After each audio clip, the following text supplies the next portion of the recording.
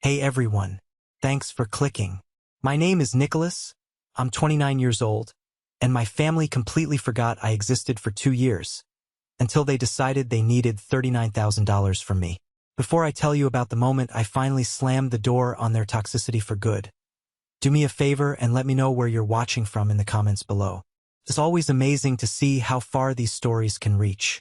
Okay, so let's start at the end, or what felt like the end. The air in my Denver apartment was crisp and cool. It was a Tuesday afternoon, sunlight streaming through the floor-to-ceiling windows, catching the dust motes dancing in the air. My golden retriever, Buddy, was asleep at my feet, his paws twitching as he chased squirrels in his dreams. For the first time in my life, I felt a sense of peace, a sense of home that I had built board by board entirely on my own. Then the doorbell rang. It wasn't the intercom from downstairs. It was the actual bell right outside my door on the 15th floor. That was strange. Only building staff could get up without being buzzed in, and they always called first. Buddy lifted his head, a low growl rumbling in his chest. I shushed him gently. "It's okay, boy." I looked through the peephole and my blood ran cold. The peace I'd felt just seconds before shattered into a million tiny pieces. Standing there, looking impatient and out of place against the modern gray hallway, were my mother, Eleanor, my father, Richard, and my older brother, Leo. My family. The family I hadn't seen in person in over 2 years. My hand froze on the doorknob. 1,000 questions screamed in my head. How did they get here? How did they even get in the building? My heart hammered against my ribs, a frantic drumbeat of dread. I hadn't given them my new address. I'd made sure of that. Taking a deep, shaky breath, I opened the door. Silence. For a long moment, the three of them just stared, their eyes sweeping over me, then past me into the apartment. I saw my mother's gaze linger on the leather sofa, my father's on the large-screen TV, my brother's on the open-plan kitchen with its granite countertops. They weren't looking at me. They were appraising my life. "Nicholas," my mother finally said. Her voice wasn't warm. It wasn't the voice of a mother seeing her long-lost son. It was flat, businesslike. "Mom, Dad, Leo, what are you? How did you?" She waved a dismissive hand, stepping past me into the apartment as if she owned the place. My father and Leo followed, tracking dirt from their worn-out travel shoes onto my clean hardwood floors. "Your cousin Megan gave us the address. We had to come." Her eyes scanned the living room again, a flicker of something I couldn't quite decipher. Envy? Resentment? In their depths. Then, she turned to face me, her expression hardening into a mask of grim determination. She didn't ask how I was. She didn't comment on the fact that I looked different, that I'd put on some healthy weight, that I finally looked happy. She went straight for the kill. "Leo is in trouble," she announced, her voice leaving no room for argument. "His business." There were complications. "We need $39,000. I just stared, dumbfounded. The sheer audacity of it stole the air from my lungs. $39,000. Not hello, not we missed you, just a demand. I must have looked as shocked as I felt, because she pressed on, her gaze flicking towards the window that overlooked the Denver skyline. "You're doing well for yourself," she said, a bitter edge to her tone. "You could sell this condo to help your brother." And just like that, the world went quiet. Everything fell away except for those words, hanging in the air like a death sentence. Sell my home, the sanctuary I had built to escape them, the only place I had ever felt safe. All for him, always for him. That was the moment I knew this was the end of the line. But to understand how we got to that doorway, we have to go back. Back to a time when I still thought their love was something I could earn. 2 years earlier, I was back in Ohio, standing in a kitchen that was technically my parents' but had always felt like my workspace. The air was thick with the smell of roasting garlic and rosemary from the chicken I'd spent all afternoon preparing. It was a Sunday, which meant family dinner, a weekly ritual of forced togetherness where my only role was to be the caterer and the cleanup crew. My brother, Leo, was holding court in the living room. At 30, he was the golden child, the one who could do no wrong. He'd just launched some vague online business, selling artisanal, ethically sourced something. Changed every week. This week it was coffee beans.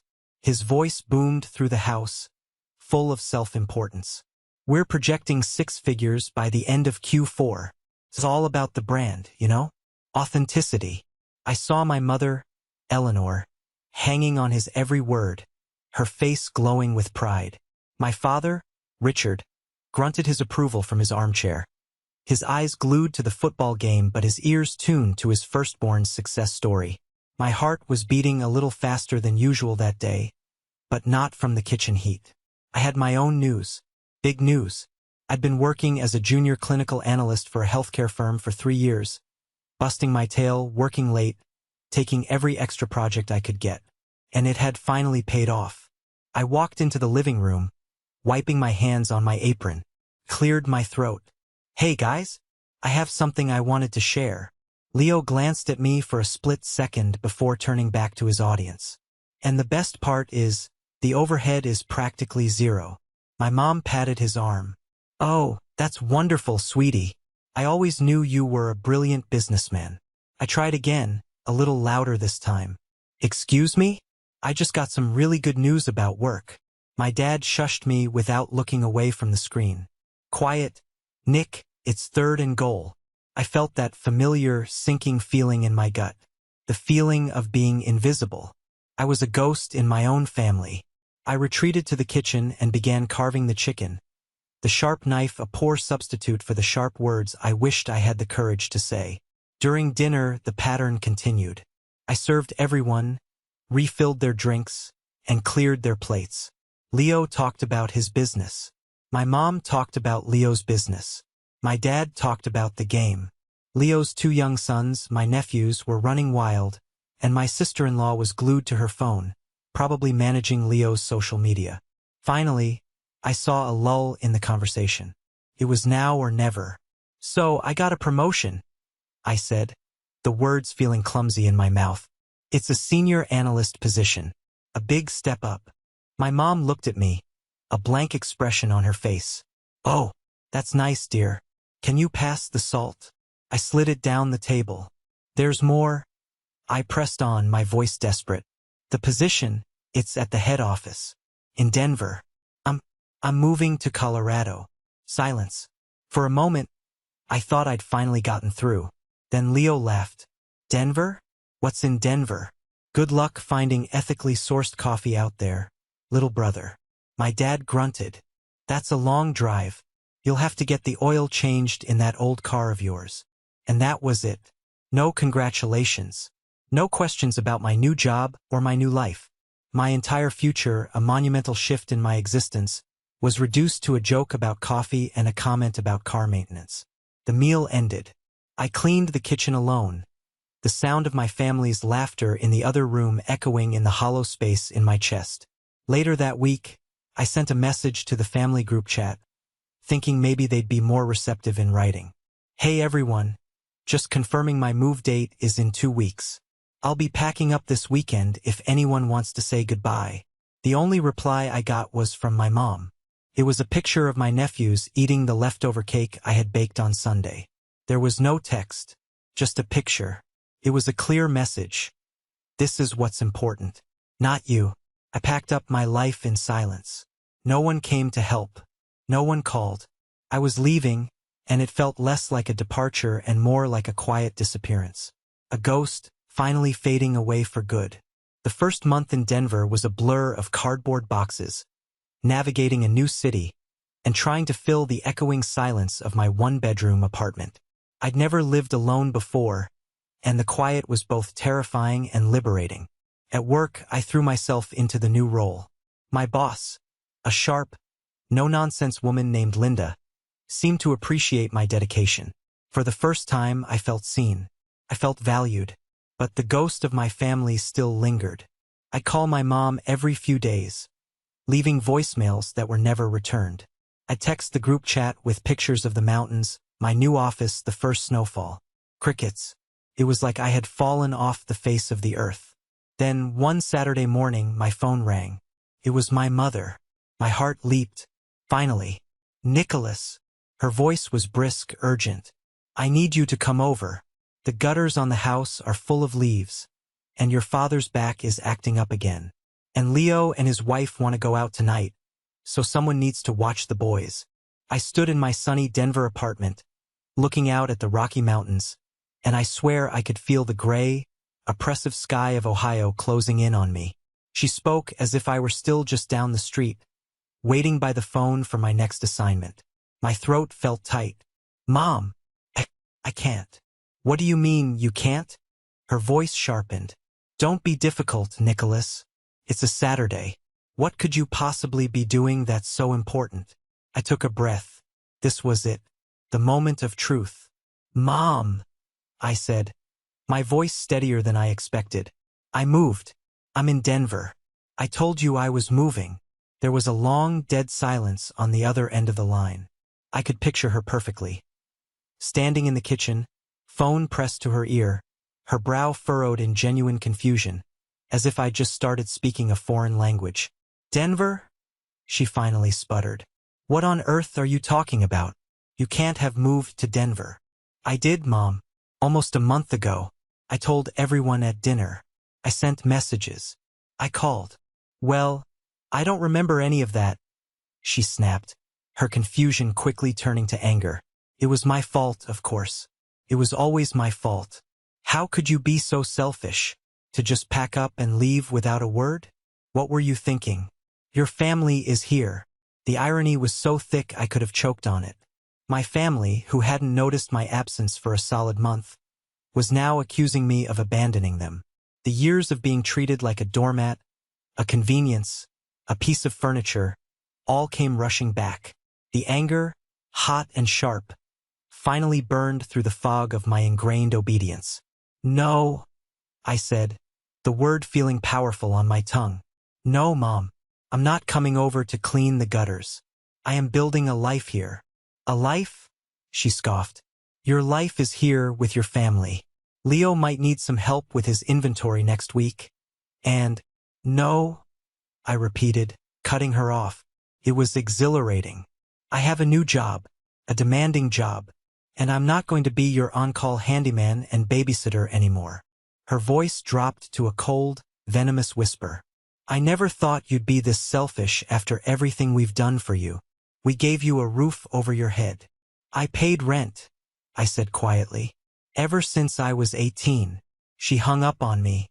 I stood there, phone in my hand, shaking. My heart was pounding, but underneath the fear, a new feeling was blooming. It was fierce and bright. It was pride.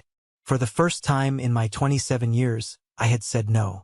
I had drawn a line in the sand. I didn't know it then, but that single word was the first brick in the foundation of my new life. A life where my needs mattered. The weeks following that phone call were a strange mix of liberating silence and gnawing anxiety. The silence from my family was absolute. It was as if by saying no, I had finally completed my vanishing act.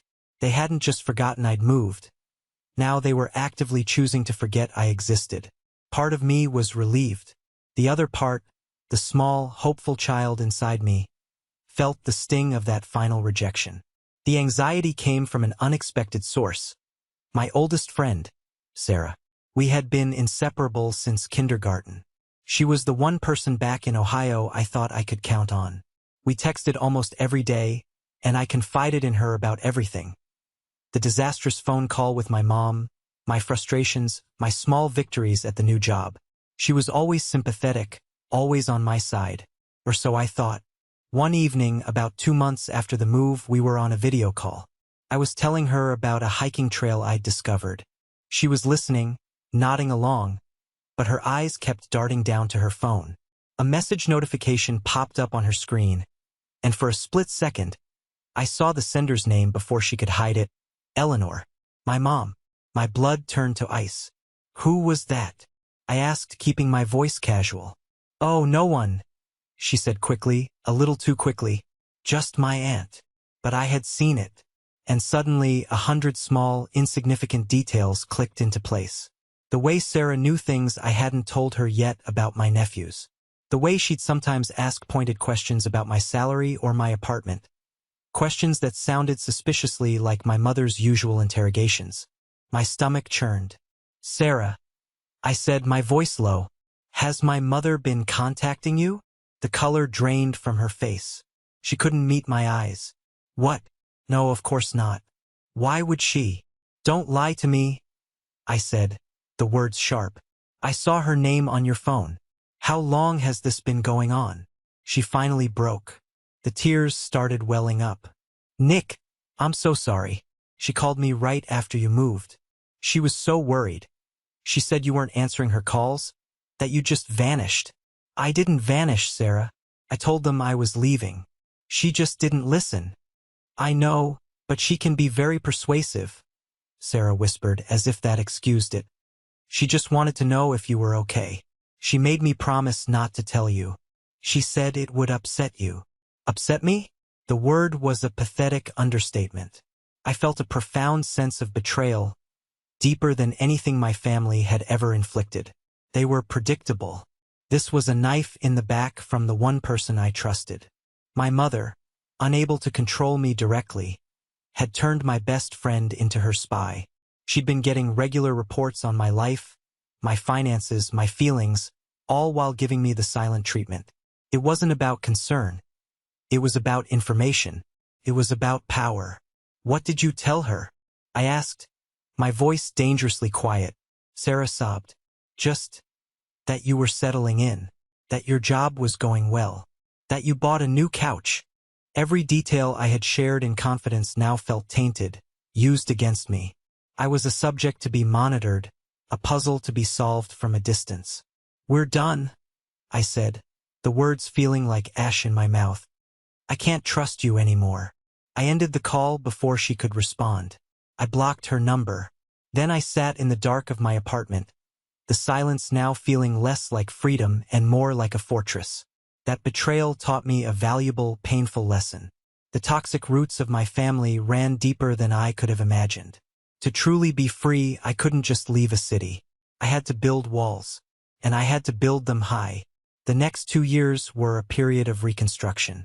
I built my fortress, and I started to build a life inside it. The first and most important resident was Buddy.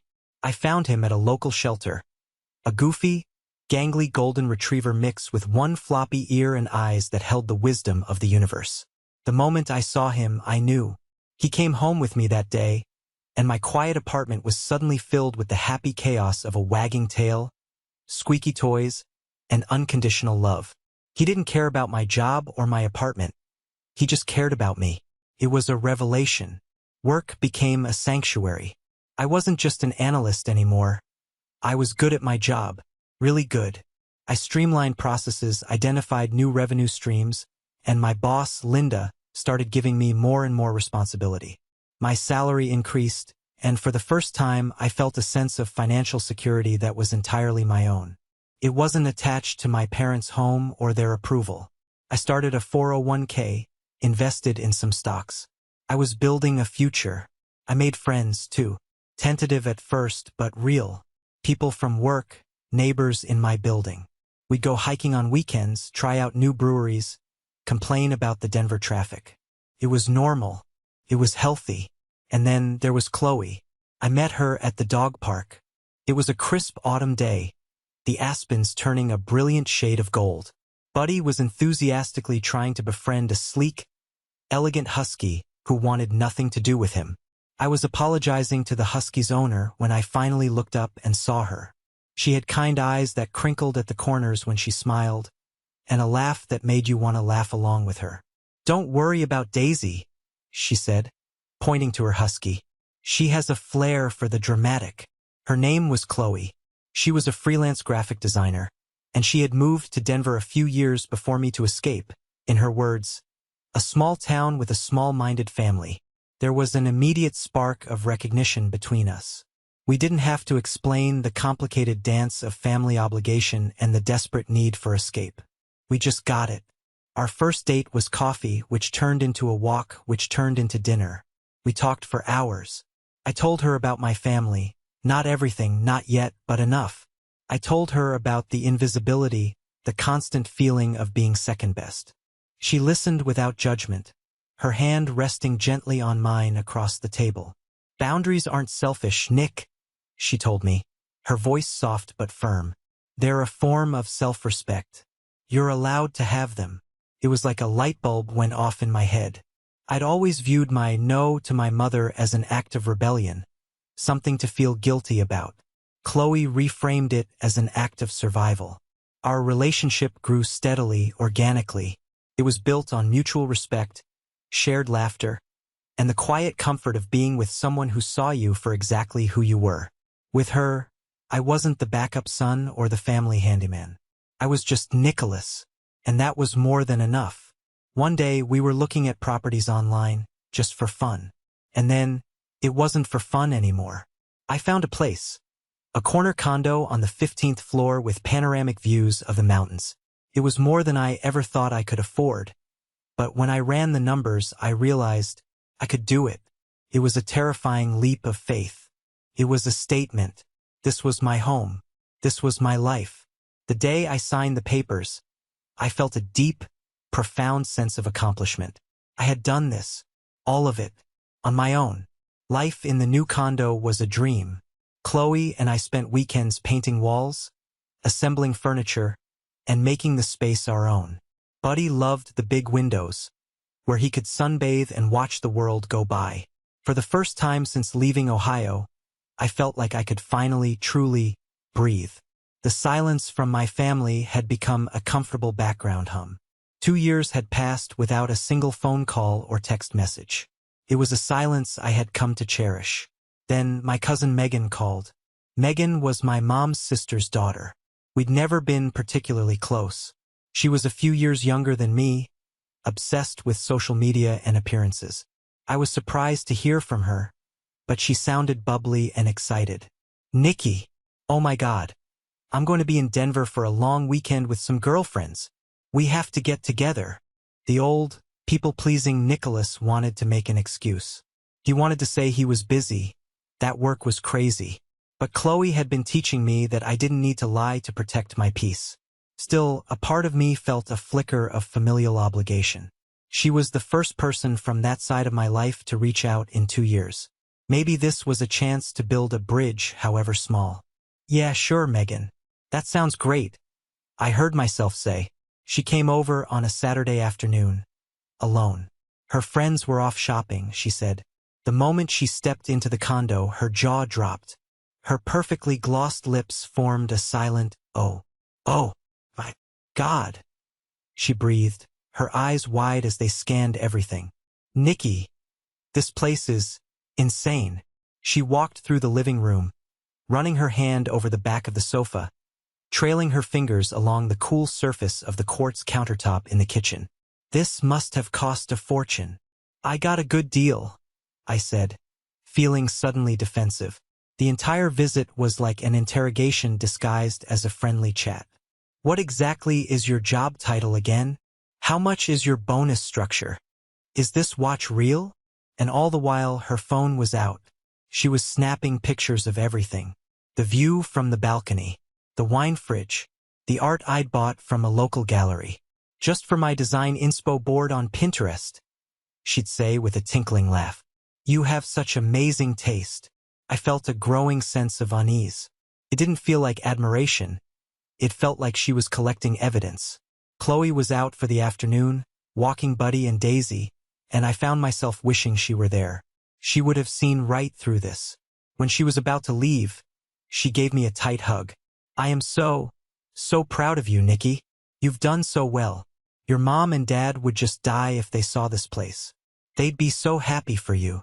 The words felt like a lie, but I just nodded numbly. As I closed the door behind her, I had a sinking feeling in my stomach. I couldn't shake the feeling that I hadn't just had a visitor. I'd just been scouted, and I was pretty sure I knew who had sent the scout. The comfortable silence I had cherished for 2 years suddenly felt fragile, like thin ice about to crack. That evening, Chloe and I were curled up on the couch, watching a movie. Buddy was snoring softly on the rug. It was a perfect, peaceful night. Then, Chloe's phone buzzed. She glanced at it, her brow furrowing slightly. Huh, that's weird, she said. What is it? I asked, my attention still on the screen. Your cousin Megan just tagged me in a photo on Instagram, she said, her tone puzzled. I didn't even know she followed me. A cold knot of dread formed in my stomach. I sat up. Let me see. She handed me the phone. My heart plummeted.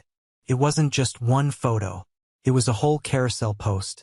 The first picture was a selfie of Megan, smiling brightly, with my entire living room and the stunning mountain view perfectly framed behind her.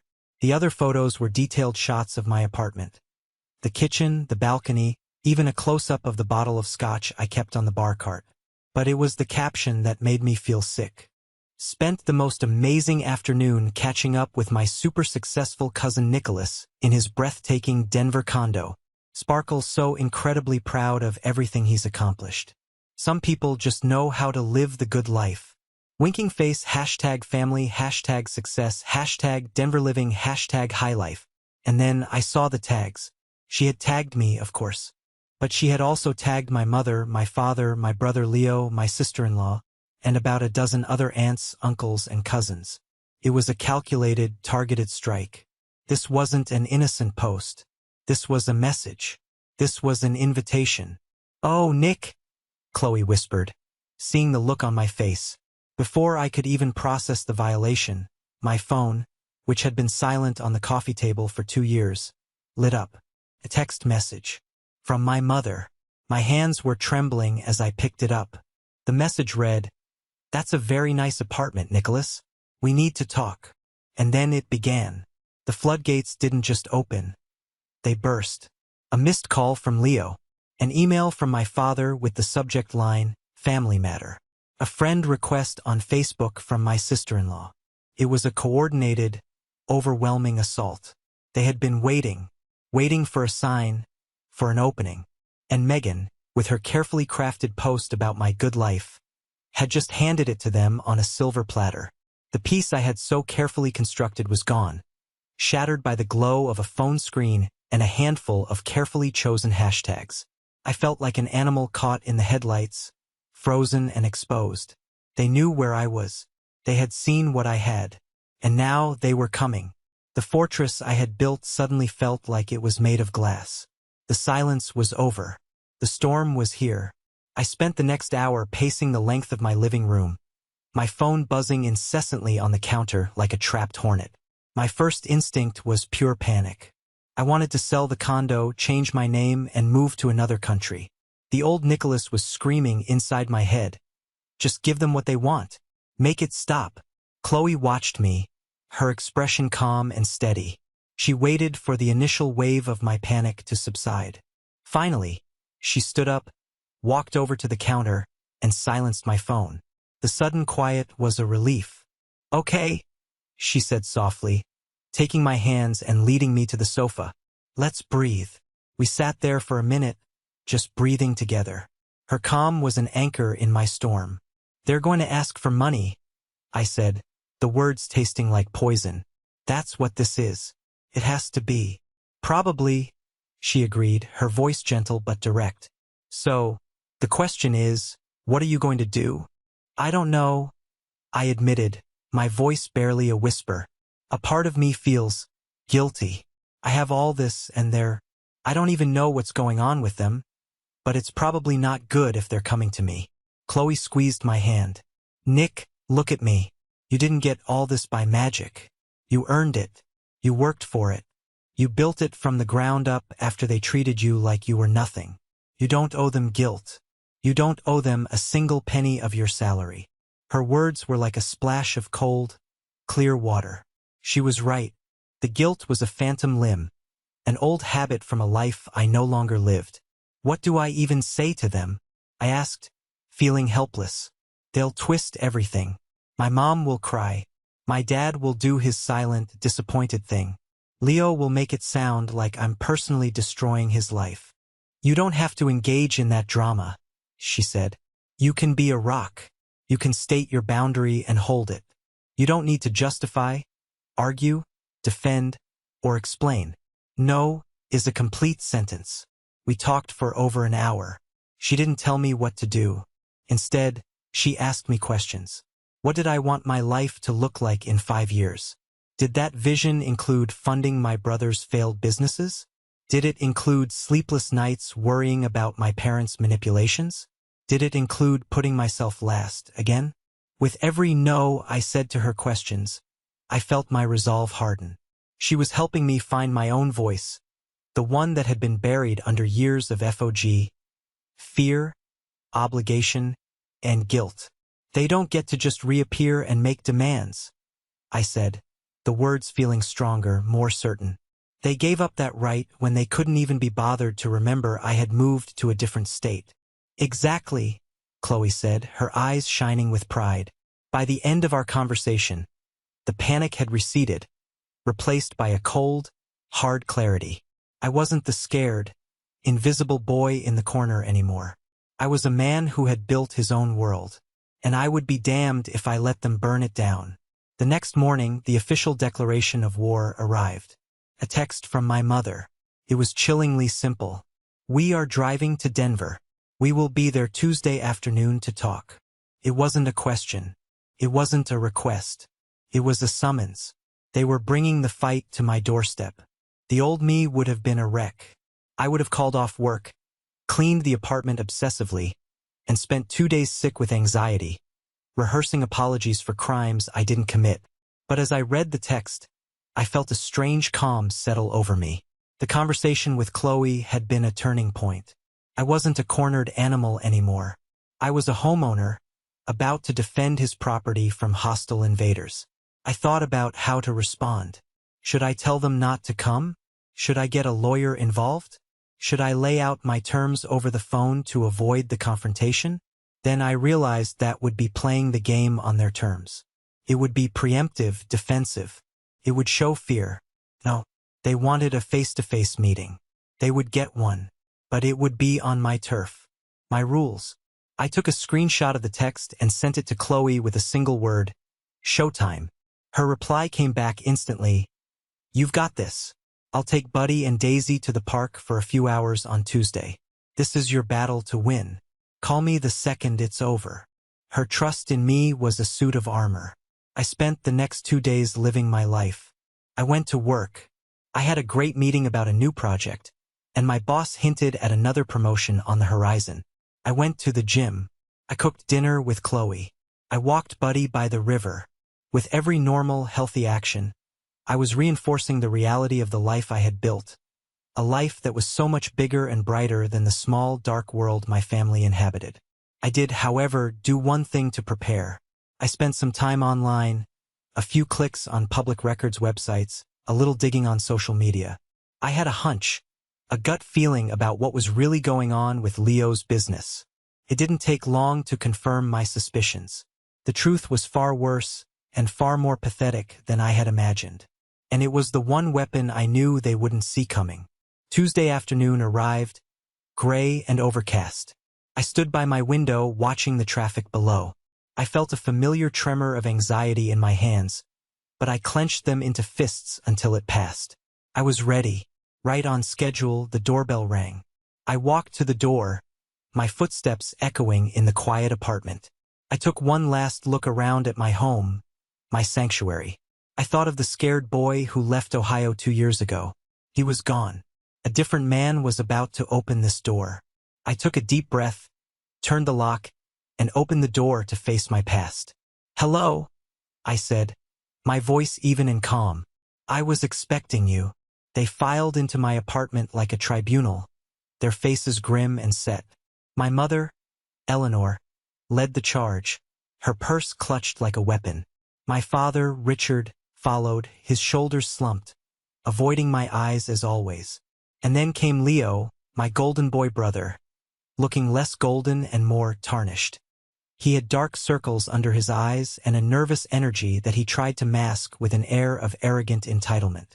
They didn't wait for an invitation, just arranged themselves in my living area. Mom took the main armchair, the one I usually sat in, claiming it as her throne. Dad and Leo sat on the expensive leather sofa, their bodies stiff and uncomfortable, like they were trespassing in a world they didn't belong to. I remained standing. It was a small thing, but it was important. I would not sit down. I would not make myself small for them. I was the master of this house. This is quite the place, Nicholas. My mother began, her voice dripping with a sickly sweet tone that set my teeth on edge. It was the voice she used right before she moved in for the kill. You've been busy. I have, I said, my tone neutral. We were so worried, she continued, placing a hand on her chest. When you didn't call for so long, we thought something terrible had happened. The lie was so bald-faced, so shameless, that I almost laughed. They weren't worried. They were ignorant. And now they were desperate. Leo, ever the impatient one, couldn't stand the pretense. Look, can we just cut the crap? He snapped, glaring at me. We didn't drive for 2 days to talk about your fancy apartment. My father shot him a warning look. Leo, be respectful. It was the first thing he'd said, his voice a low rumble. Respectful. Leo scoffed. He's sitting on a gold mine while his family is about to go under. There it was. The opening salvo. My mother jumped back in, playing the peacemaker, the long-suffering matriarch. What your brother is trying to say, Nicholas, is that we're in a difficult situation. A very difficult situation. You know how hard Leo has worked on his business. I just stared at him. His artisanal coffee bean business? Or was it the subscription box for dog toys? I lose track. Leo's face flushed with anger. It was a venture capital-backed tech startup, and it was a huge success until my business partner screwed me over. The story was flimsy, and we all knew it. My mother pressed on, her voice taking on a pleading, theatrical tone. He's lost everything, Nicholas. His savings. His wife is talking about divorce, about taking the kids. She's worried about their college fund. It's a complete nightmare. She let that hang in the air, the specter of a broken family, of my innocent nephew's suffering. This was her specialty, emotional blackmail. My father finally looked at me, his eyes full of a weary disappointment that he had perfected over decades. He's your brother, son. Family has a responsibility to help each other out. You remember what we taught you. They had me surrounded. The guilt tripper, the silent enforcer, and the entitled victim. It was their classic formation, the one that had worked on me my entire life. They were waiting for me to crack, to offer a solution, to ask, how much do you need? They watched me, their expressions a mixture of hope and demand. The air was thick with unspoken expectations. I let the silence stretch, holding their gazes one by one. I saw the desperation in my mother's eyes, the shame in my father's, the raw greed in my brother's. Finally, my mother delivered the punchline they had traveled 1,500 miles to deliver. Leo needs $39,000 to pay back his investors and avoid a lawsuit, she said, her voice dropping to a conspiratorial whisper, as if we were all in this together. We've done what we can, but we're tapped out. You are his only hope. She looked around my apartment again at the life I had built. It's a lot of money, she conceded, but you could sell this place, or take out a loan against it. For your family. The performance was over. The demand was on the table. The ball was in my court. They all leaned forward slightly, waiting for the inevitable cave-in. Waiting for the good son, the reliable Nicholas, to do his duty. I let their words hang in the air, a toxic cloud of manipulation. I looked at each of them, at the faces I once so desperately craved approval from, and I felt nothing. The fear was gone. The guilt was gone. All that was left was a profound, disappointing clarity. No, I said. The word was quiet, but it landed in the center of the room like a grenade. My mother blinked, as if she hadn't heard me correctly. What did you say? I said no. I repeated, my voice stronger this time. I will not be giving Leo a single dollar. And I am certainly not selling my home. Leo shot up from the couch. You selfish bastard. After everything we've done for you. What have you done for me, Leo? I asked, my voice dangerously calm. What has any of you done for me? You didn't notice I was gone for a month. You haven't spoken to me in 2 years. You aren't family. You are strangers who share some of my DNA. And you have shown up at my door uninvited to make a demand. My mother gasped, clutching her chest in a performance of pure melodrama. Nicholas, how can you be so cold? This is your brother's life we're talking about. He could face a lawsuit, maybe even go to jail. I didn't become cold, I said, the words clear and sharp. I became clear, and then I played my trump card. The one piece of information I knew they thought I didn't have. Let's stop the theatrics, I said, walking over to my desk and picking up a single sheet of paper I'd printed out the day before. There is no venture capital-backed tech startup. There is no treacherous business partner. There isn't even a business. I let my gaze settle on my father. There's just Leo spending your money, and you, Dad, taking out a second mortgage on the house to fund his fantasies. And you, Mom, enabling all of it. The color drained from their faces. The shock was absolute. This was not in their script.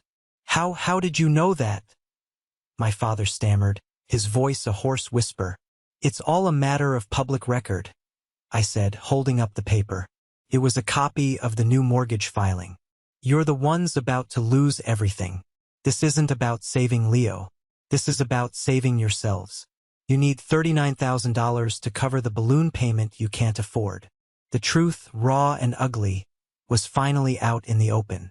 The carefully constructed narrative of Leo the victim and Nicholas the savior collapsed into a pile of pathetic lies. My mother started to sob, but for the first time, her tears had no effect on me. They were just water. Just then, as if on cue, my phone rang. I glanced at the caller ID. It was my boss, Linda. I almost ignored it, but then decided it was the perfect punctuation mark to this entire farce. I answered, putting it on speaker. Hi, Linda. I'm with some family right now. Can I call you back? This will only take a second, Nicholas. Her cheerful voice filled the silent room. The board just approved the quarterly bonuses. Yours is a big one thanks to that new analytics model you built. And they also greenlit your promotion to senior manager, effective immediately. Congratulations. You've more than earned it. I could feel my family's eyes burning into me. The words, bonus, promotion, senior manager, were like salt in their self-inflicted wounds. That's fantastic news, Linda, I said calmly. Thank you. I'll see you tomorrow. I hung up and looked at them. Their faces were a grotesque mural of shock, envy, and pure, undiluted hatred. I had everything they wanted. Success, money, respect. And I had gotten it all with zero help from them. I think this conversation is over, I said, walking to the door and opening it. You know the way out. My father and Leo stood up, defeated. But my mother, in one last, desperate act of spite, turned to me, her face twisted in a snarl. You will regret this, Nicholas. When you're all alone in this big, empty apartment with your money, you will remember this day and you will be sorry. No, Mom, I said, looking her dead in the eye. I'm not alone, and I won't be sorry. The door to my home is now closed to you. But the door to a real relationship, one built on respect and not on transactions, will always be open, should you ever decide to walk through it. But my bank account, that is closed to you, forever. They walked out without another word. I shut the door behind them, the solid click of the lock echoing in the apartment. And in that moment, I didn't feel sadness or loss. I felt the exhilarating, terrifying, and beautiful thrill of absolute freedom. This is the moment that changed everything, the moment I finally took back control of my own life. Thank you for staying with me to this point. You're amazing. Please do me a favor and like this video, and comment the number 1 down below so I know you made it here with me. It not only helps more people find this story, but it also lets me know that my experiences mean something to someone out there. Your support is the biggest motivation for me to continue sharing the rest of this journey. The moment the door closed, the adrenaline that had been coursing through my veins vanished, leaving me feeling hollowed out and shaky. I leaned my forehead against the cool wood of the door, my breath coming in ragged gasps. The silence they left behind was immense, a vacuum where a family used to be, or where the idea of a family used to be. I walked on unsteady legs to the living room and sank onto the couch. The cushions were still indented from where my father and Leo had sat, monuments to a battle that had just been fought and won in my own home. Buddy must have sensed my turmoil, because he trotted over and rested his heavy head on my lap, his brown eyes full of concern. I buried my face in his soft fur, and for the first time, I let myself feel the grief. It wasn't grief for them, not really. It was grief for the family I never had. The supportive parents, the brother who was a friend. I was mourning a fantasy. Then my phone, which I'd left on the counter, began to buzz. And buzz. And buzz. It was a relentless assault. I knew who it was. I walked over and looked at the screen. A barrage of texts. From my mother. How could you do this to your own family? From my mother. You have been poisoned by that city and that woman. From my mother. I hope you're happy. We're going to be homeless because of you. From my mother. Don't you ever call me again. You are no son of mine. Then, a message from Leo. You think you're so much better than us. You're nothing. You always were nothing. And another. I'll get the money somewhere else. I don't need you. But when Dad's health fails from all the stress, that's on you. The threats, the guilt-tripping, the emotional venom. It was all so predictable. But this time it had no power. The words were just pixels on a screen. They couldn't hurt me anymore. I read each one, not with pain, but with a detached sense of validation. This was who they were. This was the toxicity I had escaped. I calmly blocked each of their numbers. Mom, Dad, Leo. One by one, I severed the digital tethers that connected us. Then I called Chloe. She picked up on the first ring. Nick, are you okay? What happened? I couldn't form the words. All that came out was a choked sob, a sound of profound release. I'm on my way, she said, her voice full of a warmth and concern that my own mother had never once shown me. She arrived 15 minutes later, her arms full of takeout containers from our favorite Thai restaurant. She didn't press me for details. She just put the food on the table, hugged me tightly, and let me talk when I was ready. As I recounted the entire ugly scene, she listened, her expression shifting from anger on my behalf to fierce pride. You did it, Nick, she said, her hand covering mine. You stood in the heart of the storm and you didn't bend. That night, for the first time, I didn't feel like a man who had lost his family. I felt like a man who had finally, truly, found his home. A few days passed. The silence that followed the blocking of my family's numbers was deep and profound. It was a true silence this time, not an ignorant one. It was a silence I had chosen, a boundary I had enforced. It was peace. Then, one evening, I got a call from an unknown number with an Ohio area code. My immediate instinct was to ignore it.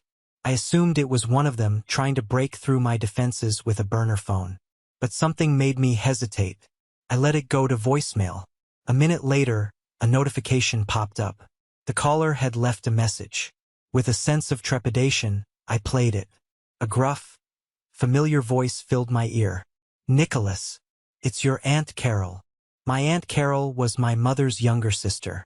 She was a woman of few words, known for her sharp tongue and no-nonsense attitude. At family gatherings, she was usually in a corner, nursing a drink and observing everyone with a cynical eye. We'd never been close. I always felt like she disapproved of me, just like everyone else. I heard what happened. Her voice on the message continued, sounding uncharacteristically hesitant. Your mother called me, spitting fire, went on and on about how you'd betrayed the family. I listened to her rant for about 10 minutes, and then I hung up. There was a pause. I could hear her take a deep breath. Look, kid, I'm not good at this sentimental crap, but I just wanted to say, good for you. It's about damn time someone in this family stood up to them. What they did to you, what they've always done to you, was never right. I saw it. I never said anything. And I'm sorry for that. I stood there, phone pressed to my ear, completely stunned. Your mother, she went on, her voice full of a weary resignation. She and your father, they made their bed with Leo a long time ago. They poured every bit of hope, every dollar, into that boy, and he's been a black hole his whole life. They were never going to see you, kid. Not really. Because seeing you, seeing your success, would mean they'd have to admit they backed the wrong horse. Another pause. Anyway, that's all. Just wanted you to know that not everyone in this family thinks you're the bad guy. You did the right thing. Take care of yourself. The message ended. I played it again just to make sure I hadn't imagined it. An apology. Validation. From the most unexpected corner of my family. It was a crack of light in the darkness. Aunt Carol's message was a gift. Told me I wasn't crazy. It told me the dynamic I had suffered under was real, and it was seen by others. It didn't fix the past, but it made the present feel a little less lonely.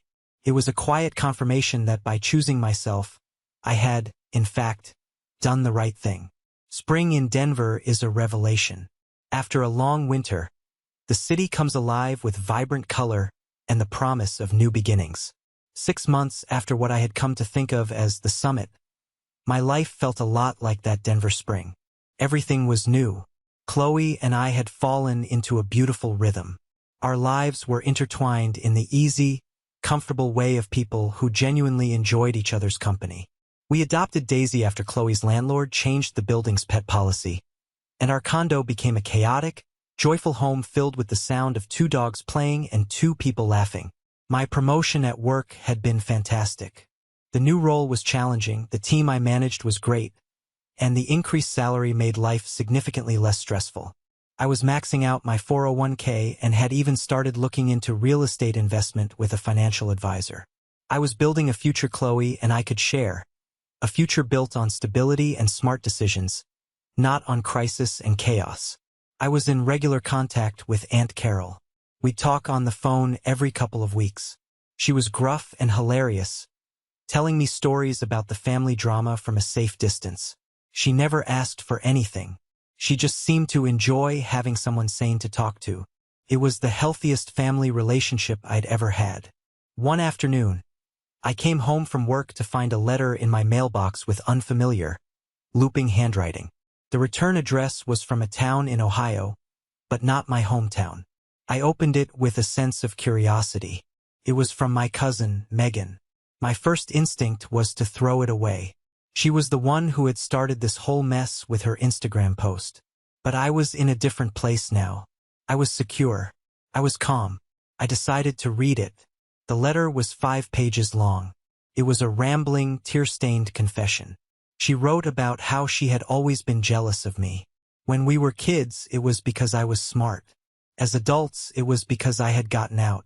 She admitted that her trip to Denver wasn't a coincidence.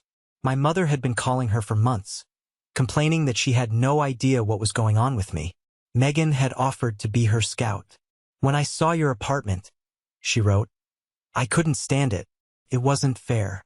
My husband and I are struggling, we're up to our eyeballs in debt from my student loans, and there you were, living this perfect life. Posting those pictures. It was a petty, horrible thing to do. I wanted to hurt you because I was hurting. I wanted to bring you back down to the family's level of chaos, so I wouldn't feel so alone in my own mess. She went on to say that after my mother had called her, screaming about how I had refused to help, Megan had felt a profound sense of shame. She realized she had been a pawn in my mother's game, and that she had betrayed me for nothing. I am so sorry, Nicholas, the letter concluded. I don't expect you to forgive me. I just needed you to know the truth. I hope you have a happy life. You deserve it. I folded the letter and sat with it for a long time. I didn't feel anger. I just felt a wave of sadness for her, for the whole broken system she was still trapped in. I wouldn't be writing her back, not anytime soon. But in that moment, I let go of the resentment I held for her. She was just another casualty of the family's toxicity. And I was one of the lucky ones who had managed to escape. A few more months passed. Summer was in full swing. Chloe and I were planning a trip to Italy, something I'd only ever dreamed of. Life was good. It was stable. The drama of my family felt like a story from another lifetime. One evening, my phone rang. It was an unblocked Ohio number. Not my parents, not Leo. My heart didn't even pound. I just looked at it with a detached curiosity. I decided to answer. Hello. There was a hesitant silence on the other end. Then, a voice I recognized, but it sounded different, smaller, friendlier. Nicholas, It was my mother. I didn't say anything. I just waited. Nicholas, please don't hang up, she said, her voice cracking. I know I don't have any right to ask you for anything, but I had to call. I still didn't speak. I wasn't going to make this easy for her. She took a shaky breath. We sold the house, she said quietly. We had to. We were going to lose it anyway. We moved into a small rental apartment an hour away. I listened, my face impassive. These were just facts. Consequences. Leo, he and his wife are getting a divorce, she continued, her voice thick with unshed tears. She's got custody of the boys. He had to declare bankruptcy. He's working at a hardware store now, trying to make ends meet. The image was so jarring, my arrogant golden boy brother stocking shelves, that it barely seemed real. The empire had fallen. The house of cards, built on lies and entitlement, had finally collapsed under its own weight. I'm not telling you this to make you feel guilty, she said, and for the first time, I think she actually meant it. I'm telling you this because we were wrong. I was wrong. The words I had waited my entire life to hear. And now that they were here, they didn't feel triumphant. They just felt sad. I was so obsessed with making sure Leo was a success, she whispered, the words tumbling out in a rush of long overdue confession. I thought if he succeeded, it meant I had succeeded as a mother. I was so blind. I poured everything into him and I didn't see you. I didn't see this wonderful, capable, kind man you were becoming. I just saw a backup plan. And that's a monstrous way for a mother to see her child. Tears were streaming down her face now. I could hear them. I am so sorry, Nicholas, for everything, for not listening, for not seeing you, for showing up at your door and making that horrible demand. I am so sorry. I finally spoke, my voice hoarse. Why are you telling me this now, Mom? Because I've lost everything, she said with brutal honesty. The house, the family I thought I had, and my son. I lost you a long time before you ever moved to Denver. I just didn't realize it until I had nothing left to look at but the truth. A long silence stretched between Ohio and Colorado. In that silence, I felt something shift inside me. Not forgiveness, not yet. It was too soon for that. But the anger, the hard, protective shell I had built around my heart, began to soften just a little. Thank you for saying that, Mom, I said, and the words were true. I appreciate the apology. Can we see you? She asked, her voice small and full of a hope she didn't deserve but couldn't help but feel. I took a deep breath, looking out my window at the mountains, at the life I had built. My life, my peace. I don't know, I said honestly. I need time, a lot of time. It wasn't a yes, but it wasn't a no either. It was a boundary, but it wasn't a wall. It was the beginning of a possibility, one that would exist entirely on my terms. For the first time, I was the one in control, and that was all I needed. Tonight, I'm sitting on my balcony. The Denver skyline is glittering against the deep purple of the twilight sky. Chloe is inside, humming along to some indie playlist while she sketches in her notebook. Buddy and Daisy are asleep at her feet. The air is cool and clean. It's been almost a year since my family showed up at my door. Feels like a decade. The man who answered that door, trembling with a mixture of fear and rage, feels like a stranger to me now. My mother has tried to call a few more times. We've had a couple of short, stilted conversations. They are awkward and full of unspoken words. She tells me about her new part-time job as a cashier. She tells me my dad is quiet, that he reads the paper a lot. She doesn't ask for anything. She just talks. I mostly listen. I don't know where or if these conversations will lead anywhere. And for the first time in my life, I'm okay with not knowing. My happiness is no longer tied to their approval or their redemption. My journey wasn't about teaching them a lesson. It was about teaching myself one. That my worth isn't determined by how useful I am to other people. That love isn't something you have to earn through endless servitude. And that sometimes the most loving thing you can do for yourself is to walk away from the people who are supposed to love you the most. Family, I've learned, isn't always about the blood you share. It's about the people who show up, the people who see you, the people who celebrate your victories and hold your hand through your fears. It's my Aunt Carol's gruff voice on the phone. It's Chloe's easy laughter. It's the loyal, heavy weight of a dog's head on my lap. This is my family. The one I chose. The one I built. I take a deep breath, and the air fills my lungs. Feels different now. For my entire life, I feel like I've been holding my breath, waiting for the other shoe to drop, waiting for the next demand, the next disappointment. But up here, surrounded by the quiet hum of the city and the warmth of the life I've created, I can finally, truly, breathe. I'm not holding my breath anymore. I'm free. Thank you so much for listening to my story. I hope it resonated with you in some way. Have you ever been in a situation where you had to choose your own peace over a toxic family dynamic? I'd be honored if you'd share your own experiences in the comments below. And please don't forget to like this video and subscribe for more stories. Truly means the world to me.